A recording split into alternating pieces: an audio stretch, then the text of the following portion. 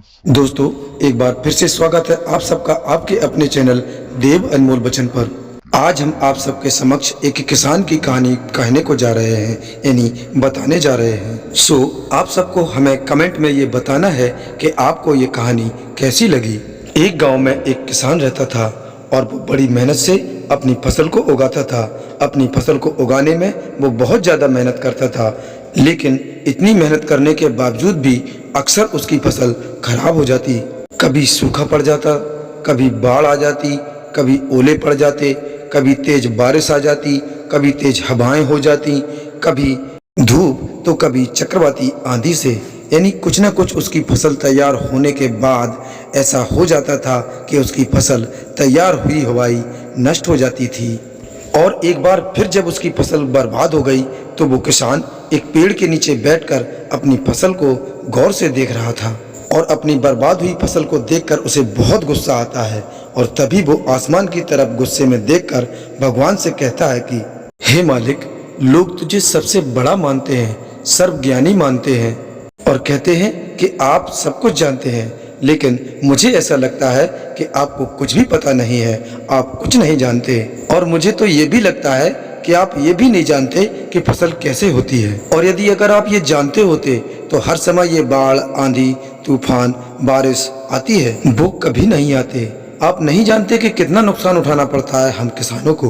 और अगर मेरे पास ये शक्ति होती जो आपके पास है कि मैं जैसा चाहूँ वैसा मौसम हो जाए, तो फिर आप देखना मैं अपनी फसल को कैसे अच्छी तरीके से उगाता हूँ। तो फिर ऊपर से आवाज आई, मैं तुझे वो शब्द देता हूँ, ये शक्ति तुझे भी देता हूँ।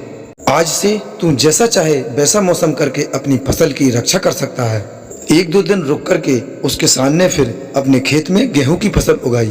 और अब तो किसान के पास शक्ति थी, क्योंकि वो जैसा चाहे वैसा मौसम कर सकता था। तो फिर क्या था, उस किसान ने अपने खेतों पर आंधी, बाढ़, बारिश, धूप, तूफान कुछ भी अपने खेतों पर आने ही नहीं दिया। और हर प्रकार से उस किसान ने अपनी फसलों को नष्ट होने से बचाया। और उस साल उस किसान के खेत में ऐसी फसल हुई, ऐसी एक भी बार नहीं हुई थी। मन ही मन वो किसान बहुत ही खुश हो रहा था और खुश होने के साथ साथ ये सोचता जा रहा था कि अब मैं ईश्वर यानी भगवान को बताऊंगा कि इसे कहते हैं शक्ति का सही इस्तेमाल करना। अब कुछ दिन रुकने के बाद फसल कटने के लिए तैयार हो गई, यानी फसल पककर तैयार हो गई। किसान बड़ी उत्सुकता से अपनी फसल को काटने के लिए बिल्कुल तैयार हो गया और वो खुशी खुशी अपनी फसल को काटने लगा। लेकिन जैसे ही उसकी नज़र गेहूं की बालियों पर पड़ी तो वो देखकर हैरान हो गया। उसने देखा कि उन गेहूं की बालियों के अंदर दाना ही नहीं था। किसान के खेत में लगी गेहूं की बालियों में से सभी बालियां बिल्कुल खाली थी, उनमें एक भी गेहूं का दाना नहीं था। अब वो किसान ये सब देखकर परेशान हो गया और वो फिर से ईश्वर को पुकारने लगा। वो जोर जोर से चिल्लाकर ईश्वर से ये कह रहा था कि शायद तूने मुझे कोई सजा दी है। तभी ऊपर से आवाज आई, मैंने तुम्हें कोई सजा नहीं दी, बल्कि इसके जिम्मेदार तो तुम स्वयं खुद हो, क्योंकि तुमने अपने पौधों को संघर्ष करने का मौका ही नहीं दिया। न तो तुमने उन्हें आंधियों से जूझने दिया और न ही तुमने अपने पौधों को तेज बारिश को सहने दिया और न ही धूप में तपने दिया। आपने एक भी चुनौतियों का सामना अपने पौधों को नहीं करने दिया। इसीलिए सारे पौधे अंदर से खोखले रह गए, क्योंकि जब आंधी, तूफान, तेज बारिश और धूप लगती है तभी ये पौधे संघर्ष करते हैं। और इसी संघर्ष से ताकत पैदा होती है, जिसमें बहुत शक्ति होती है, और तब कहीं जाकर गेहूं का दाना बनता है। तुमने उन्हें बुरे वक्त से गुजरने ही नहीं दिया और तुम्हारे पौधों की सारी बालियां इसीलिए खोखला रह गईं क्योंकि तुमने अपने पौधों को संघर्ष कराया ही नहीं। और सेम यही चीज दोस्तों हमारे साथ भी होती है। और दोस्तों, हमें इस कहानी से ये सीख मिलती है कि बुरा वक्त जो होता है, जिसे लोग बुरा वक्त या संघर्ष कहते हैं, लेकिन हम ये नहीं जानते कि यहीं से हमारी ग्रोथ होती है। आपने कभी ये सब देखा होगा या सुना होगा कि एक फिल्म का डायरेक्टर जब कोई फिल्म बनाता है तो वो डायरेक्टर सबसे पहले और सबसे डिफिकल्ट रोल अपने बहुत अच्छे यानी बेस्ट एक्टर को देता है।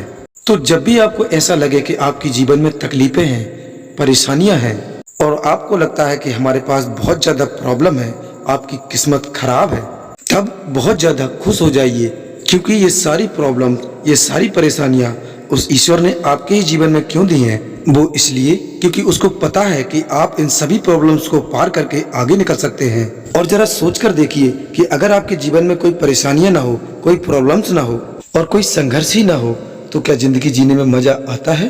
तो दोस्तों, इतना ही था हमारे आज के इस वीडियो में। अब आपको फिर मिलते हैं किसी नए वीडियो के साथ, किसी नई कहानी के साथ। तब तक के लिए नमस्कार, अपना ख्याल रखें और हमेशा मुस्कुराते रहें। और अगर आप हमारे इस चैनल देव अनमोल बचन पर नए हों तो कृपया हमारे इस चैनल को सब्सक्राइब करें और वीडियो को लाइक करें और शेयर करें, ताकि इसी प्रकार की मोटिवेशनल स्टोरीज हर घर तक पहुंच पाएं।